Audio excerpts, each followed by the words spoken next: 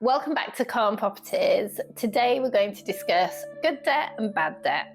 So if you're anything like me, I was raised in a time when saving was the buzzword. We were told at school that we needed to be saving, that we should be having a bank account when we were really young.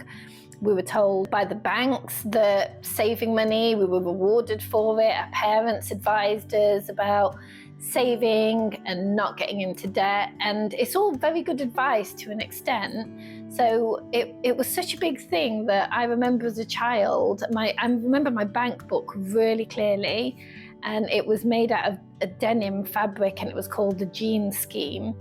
And we were all allowed to choose a poster of our choice. There was kittens and puppies and all sorts of pictures on these posters. And we got this big poster that we could put in our bedroom, and it had spaces for stickers. And as a child, the things that we remember the most are normally the cartoons that we love and the games that we played with friends and siblings, a special time baking or party. So I find it really strange that I remember this so clearly. My bank book, my poster, these stickers that I used to get, the feeling of pride when I'd go into the bank with my bank book and get a new line and a little bit more savings added on. And then when you filled this poster with stickers, with all this saving that you're doing, you'd get a present, a gift from the bank. And lots of banks did this. I remember my cousin, the bank that she had, they gave these little pigs out, these pig money boxes, and they were all different members of this pig family, and they were all lined up. And again, I remember these so clearly, but banks had this big push on children that we should be saving and it should be a regular thing. So saving is something that we've grown up believing is really, really valuable, and that is a saver's mindset. And to a certain extent, it is really important to start thinking about money and not getting into bad debt, because we were just raised thinking that debt is really bad, don't get into debt.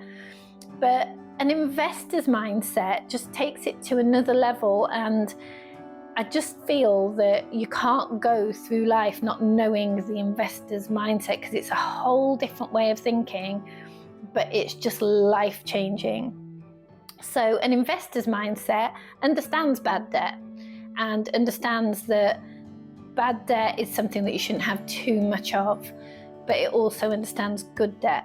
So starting off with bad debt is something that you are paying for in your sleep. It's something that even if you're not using something, you're paying for it. So you could use your residential home as an example. So even when you're not in your house, you might have gone on a 6 weeks holiday abroad, but your house is back home completely empty, not being used, but you're paying hundreds of pounds for it all the same. And the same would go for a car, another example of bad debt. And that if you're not using your car and it's on loan, and a lot of people have cars on loan, then you're paying for that even when you're not using it. And if you think about lockdown, when so many people just had cars on their drives, these chunks of metal on their driveway, and they were doing nothing, they weren't serving us at all, they were just sitting there on our driveways, and we were still having to pay hundreds of pounds towards them.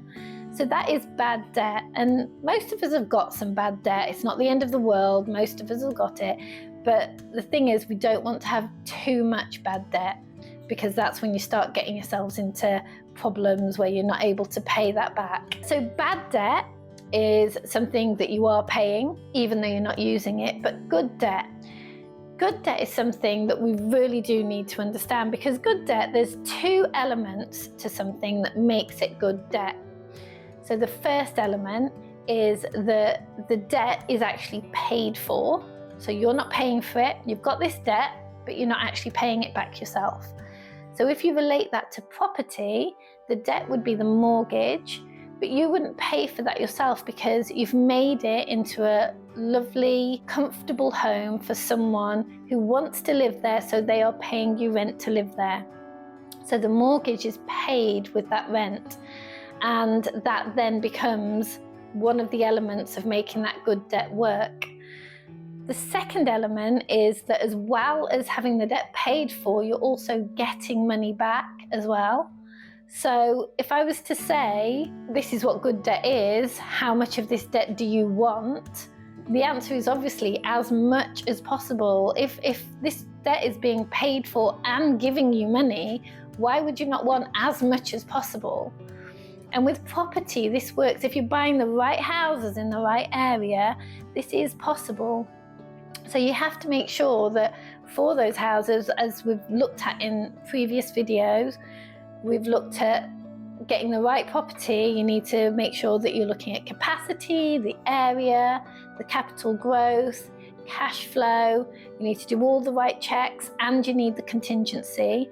So having done all your due diligence, making sure the properties are right, you've got a property that you would just keep. It's a generational property that would stay with you. You wouldn't sell, but it would be something that is being paid for because it's being rented and it rents well, and it's also giving you money back. And that relates to the capital growth.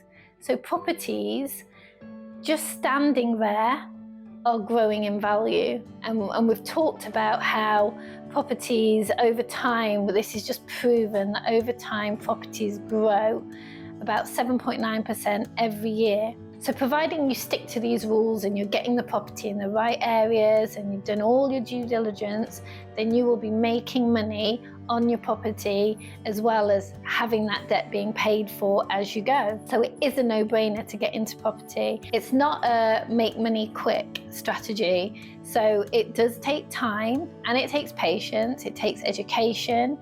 But over time, when you're hitting 6 to 7 houses, you are at a point that you can be financially free because you're getting enough passive income to fund your living.